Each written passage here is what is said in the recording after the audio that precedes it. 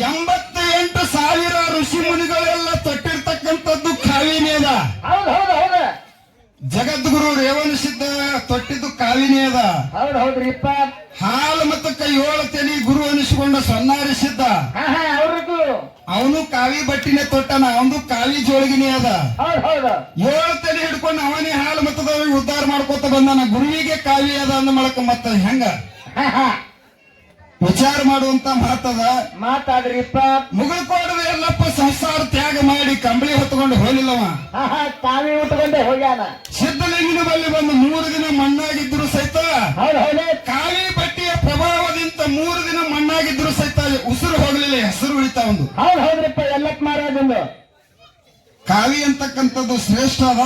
ಹೌದು ಹೌದ್ರಿಪ್ಪ.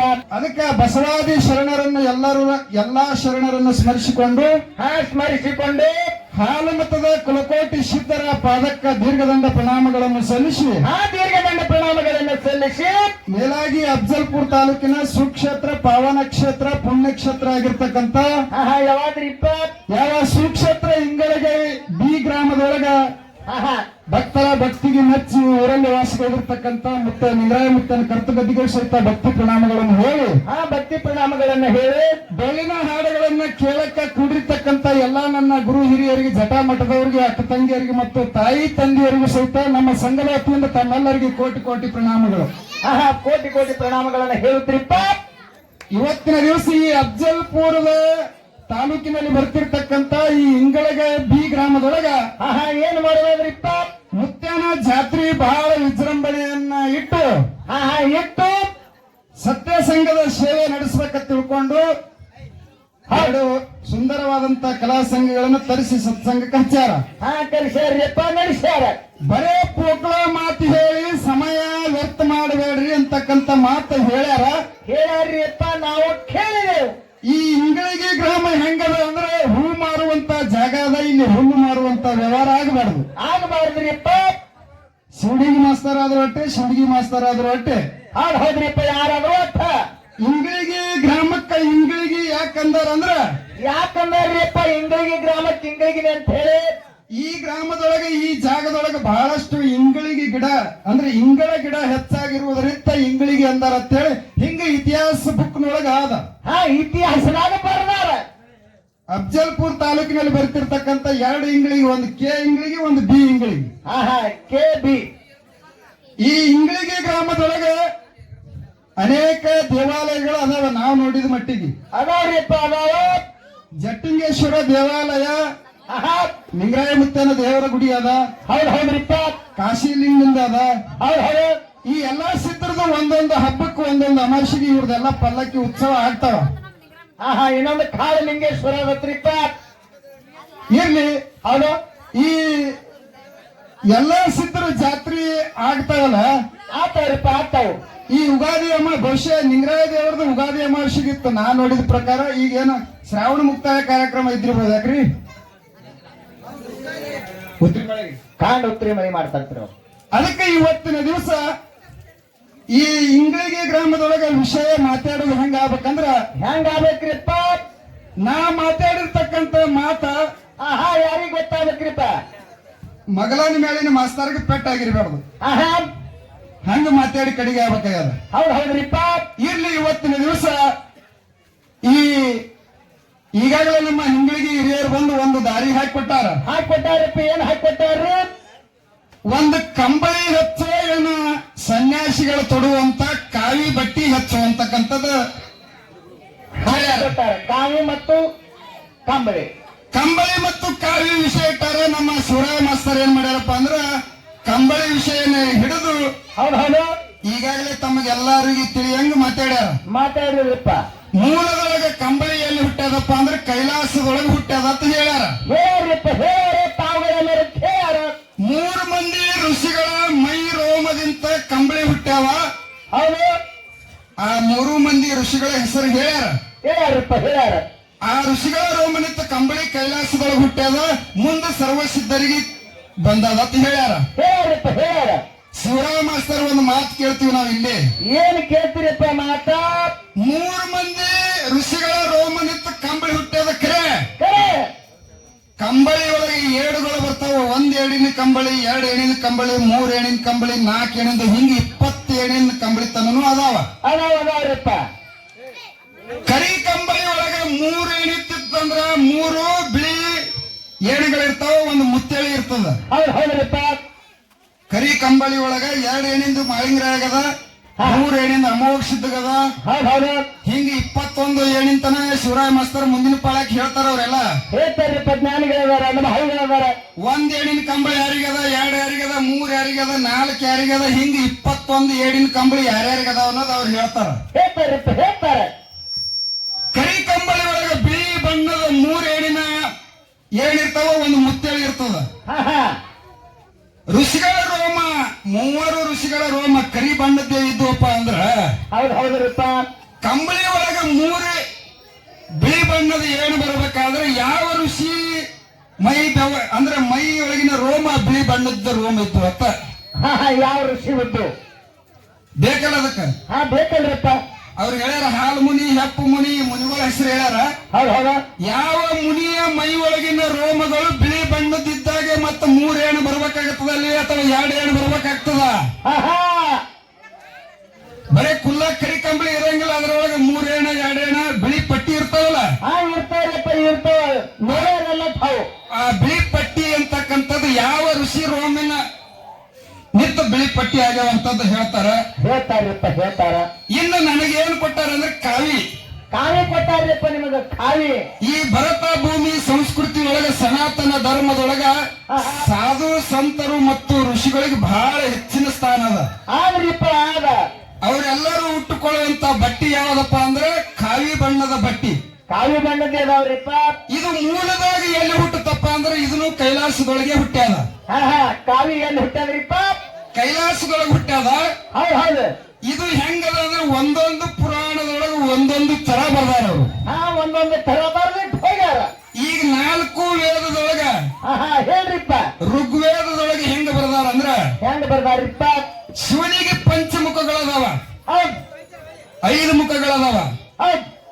ಈ 5 ಮುಖದೊಳಗ ಸದೋಜಾತ ಮುಖದಿಂದ ಜಗದ್ಗುರು ರೇವಣ ಸಿದ್ಧ ಹುಟ್ಟಿ ಬಂದಾನ. ಹೌದ್ರಿಪ್ಪ.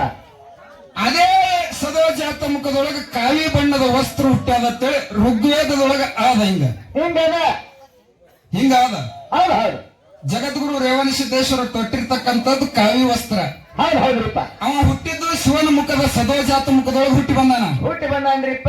ಅದೇ ಸದೋಜಾತ ಮುಖದೊಳಗ ಕಾವಿ ವಸ್ತ್ರ ಹುಟ್ಟ್ಯಾದತ್ತೇಳಿ ಋಗ್ವೇದದೊಳಗೆ ಹಿಂಗಾದ. ಹೇಳ್ರಿಪ್ಪ. ಇನ್ನು ಯಜುರ್ವೇದದೊಳಗೆ ಹೆಂಗದ ಅಂದ್ರ ಹೆಂಗಾದ್ರಿಪ್ಪ? ಪಾರ್ವತಿಗೆ ಮತ್ತು ಷಣ್ಮುಖಗ ವಾಕ್ವಾದ ನಡೆದಿತ್ತ. ವಾಕ್ವಾದ ನಡೆದಾಗ್ರಿಪ್ಪ. ಅವ ತಂದೆ ಹೆಚ್ಚಿಗೆ ಅಂತಿದ್ದ, ಪಾರ್ವತಿ ಇಲ್ಲ ನಾ ಹೆಚ್ಚಿಗೆ ಅಂತಿದ್ರು. ಇಬ್ಬರಿಗೆ ಅಲ್ಲೇ ನಡೆದ ವಾದ ನಡೆದಂತ ಸಂದರ್ಭದೊಳಗ ಪಾರ್ವತಿ ಹೇಳ್ತಾಳ, ನಿನ್ನ ಶರೀರದೊಳಗೆ ಏನದಲ್ಲ ಹೆಣ್ಣಂತಕ್ಕಂಥದ್ದು ಎಲ್ಲ ತೆಗೆದು ಕಡಿಗೊಗಿ ಅಂದೊಳಕಿ. ಹೌದು. ನಾ ಕುಡಿಸಿರ್ತಕ್ಕಂತ ಎದಿ ಹಾಲ ಕಡಿಗೊಗಿ ಅಂದಾಗ ಏನ್ ಹೇಳ್ದಾರಿಪ್ಪ? ಇವ ಷಣ್ಮುಖ ತಾಯಿ ಹಾಲೇನು ಕುಡ್ದಿದ್ ನೋಡ, ಅದೆಲ್ಲ ಉಲ್ಟಿ ಮಾಡ್ಕೊಂಡತ್ತ. ಹೌದು. ಕೊನೆಗೆ ಪಾರ್ವತಿ ಕೇಳ್ತಾಳ, ನಿನ್ನ ಮೈಯಾಗ ಹರಿಯುವಂತ ರಕ್ತ ಅದು ಹೆಣ್ಣದ, ಅದು ಹೊರಗೆ ಹಾಕಂದೊಳಕಿ.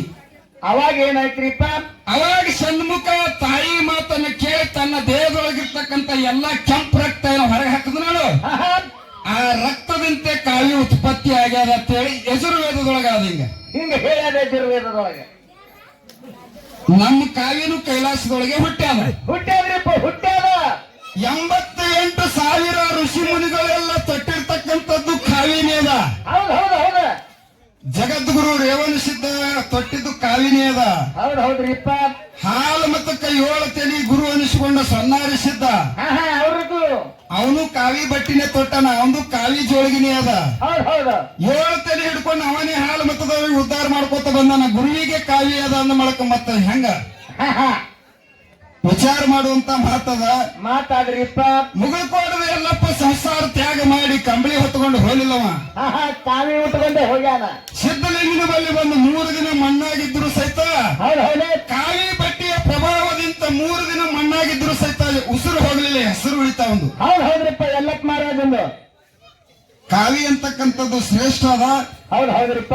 ವಿವೇಕಾನಂದರು ಇಲ್ಲೇ ಅಮೆರಿಕದೊಳಗ ಚಿಕಾಗೋ ಅಂತಕ್ಕಂಥ ಒಂದು ಪ್ರದೇಶದೊಳಗ ಏನಾಯ್ತ್ರಿಪ್ಪ? ಒಂದು ಭಾಷಣ ರೂಪದೊಳಗ ಅವ್ರು ಮಾಡುವಂತ ಒಂದು ಸಮಯದೊಳಗ ಅಮೆರಿಕದ ಹೆಣ್ಣು ಮಗಳು ಬಂದು ಸ್ವಾಮಿ ವಿವೇಕಾನಂದನ ರೂಪಕ್ಕೆ ಮೆಚ್ಚಿ ಏನ್ ಹೇಳ್ತಾಳೆ ಒಂದು ಮಾತ. ಏನ್ ಹೇಳ್ತಾರ್ರಿಪ್ಪ?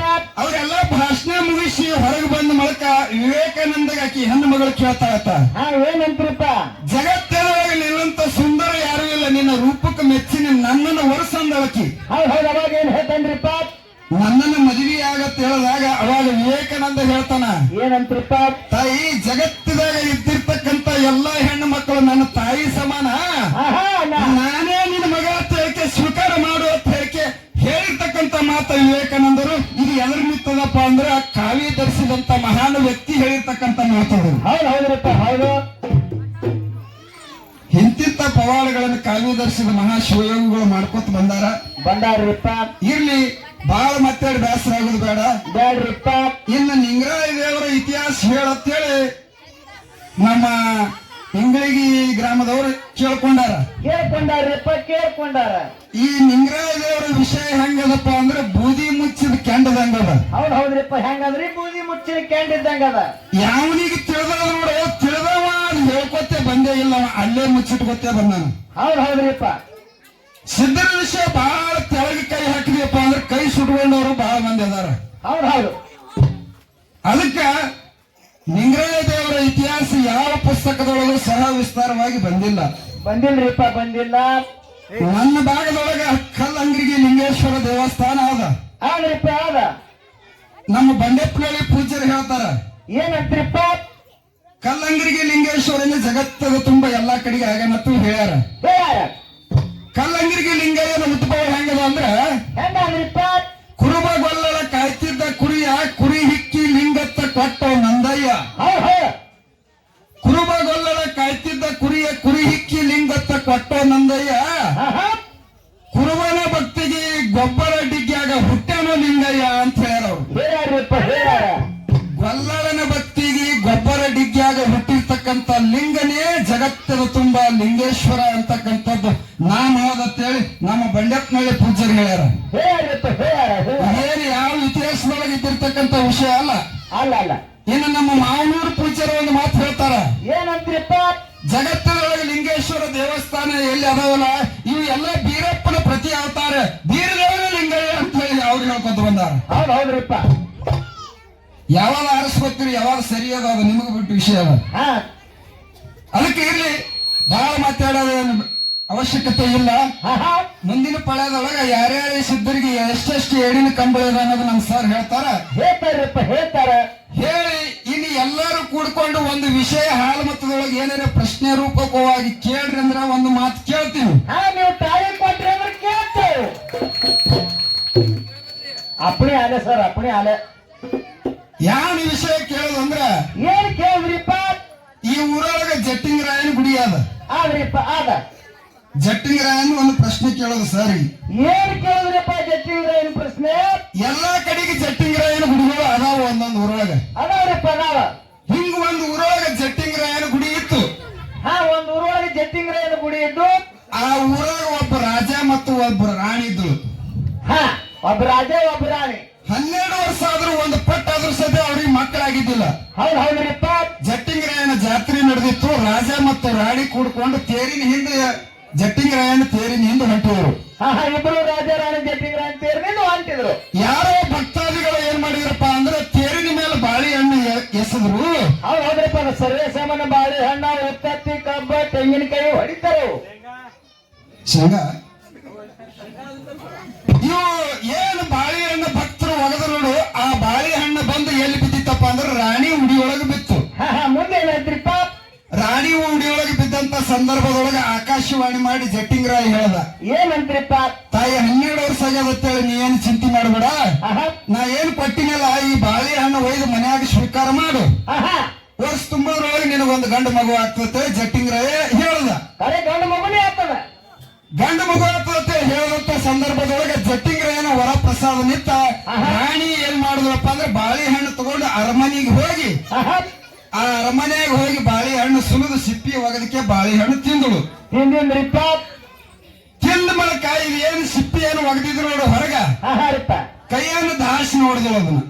ಕೈಯನ್ನು ದಾಸಿ ಮನೆಯೊಳಗಿರ್ತಕ್ಕಂಥ ದಾಸಿ ನೋಡಿದ್ರು. ದಾಸಿ ತಿಳ್ಕೊಂಡು ಜಟ್ಟಿಂಗ್ರೇನು ವರಪ್ರಸಾದದ ಸಿಪ್ಪಿಯರ ತಿನ್ನಮ್ಮ ತಿಳಕೆ ಆ ಬಿದ್ದಿರ್ತಕ್ಕಂಥ ಸಿಪ್ಪಿ ಆ ದಾಸಿ ತಿಂದಳು. ಹೌದು ಪ್ರಸಾದ ಅಂದ್ರೆ ಇದಕ್ಕೆ ಒಗಿಬಾರದು, ನಾನು ತಿನ್ಬೇಕಂತ ಹೇಳ್ತಿದ್ರು. ಇಲ್ಲಿ ಏನಾಗ್ಯದಪ್ಪ ಅಂದ್ರ ಬಾಳೆಹಣ್ಣು ತಿಂದಿರ್ತಕ್ಕಂಥ ರಾಣಿಗೆ ಒಂದು ಗಂಡು ಮಗು ಹುಟ್ಟ್ಯಾದ, ಸಿಪ್ಪಿ ತಿಂದಿರ್ತಕ್ಕಂಥ ದಾಸಿಗೆ ಒಂದು ಗಂಡು ಮಗು ಹುಟ್ಟ್ಯಾದ. 2 ಮಕ್ಕಳು ಹುಟ್ಟ್ಯಾವ, ಇಬ್ಬರಿಗೆ ಒಂದೊಂದು. ಇದು ಯಾರಿಂದ? ಜಟ್ಟಿಂಗ್ ರಾಣಿ ಹೊರವು ನಿಂತು ಹುಟ್ಟ್ಯಾವ. ಹೌದ್ರಿಪ್ಪ. ಹೌದು. ಪ್ರಶ್ನೆ ಏನ್ ಕೇಳೋದು ಸರ್ಗೆ ಅಂದ್ರ, ಏನ್ ಕೇಳಿದ್ರಿಪ್ಪ? ಜಟ್ಟಿಂಗ್ ರಾಯನ ವರಪ್ರಸಾದ ನಿಂತ ರಾಣಿಗೆ ಹುಟ್ಟಿದ ಮಗನ ಹೆಸರು ಏನು, ದಾಸಿಗೆ ಹುಟ್ಟಿದ ಮಗನ ಹೆಸರು ಏನು? ಇವೆರಡು. ಆ ರಾಣಿ ಹೆಸರು ಏನಂತಕ್ಕಂಥದ್ದು, ಇದು ಯಾವ ಊರಾಗ ಪವಾಡ ಆಗ್ಯದ, ಯಾವ ಊರು ಜಟ್ಟಿಂಗ್ ರಾಯ ವರಪ್ರಸಾದ ಕೊಟ್ಟ ಹೌದು ಅಂತಕ್ಕಂಥದ್ದು ಒಂದು ಕೇಳಿನಿ. ಭಗವಂತ ಎಷ್ಟು ಬುದ್ಧಿ ಕೊಟ್ಟ ನಟ್ಟು ಹೇಳಿ ನನಗೂ ಒಂದು ಕೇಳಿ, ನನಗೆಷ್ಟು ಭಗವಂತ ಬುದ್ಧಿ ಕೊಟ್ಟ ನಟ್ಟು ಹೇಳುವಂತ ಕೆಲಸ ಮಾಡ್ತೀನಿ ಅಂತಕ್ಕಂಥ ಮಾತನ್ನು ಹೇಳಿ, ನಮ್ಮ ನಿಲುಕದಷ್ಟು ಹೇಳ್ತೀವಿ ಅನ್ನಕ್ಕಂತ ಮಾತನ್ನ ಹೇಳಿ ಯಥಾ ರೀತಿಯಾಗಿ ಒಂದು ಸುಂದರವಾದಂತ ಕ್ಯಾಲಿ ಹಾಡಿ ಸರಿ ಪಾಳ್ಕು. ಹೌದು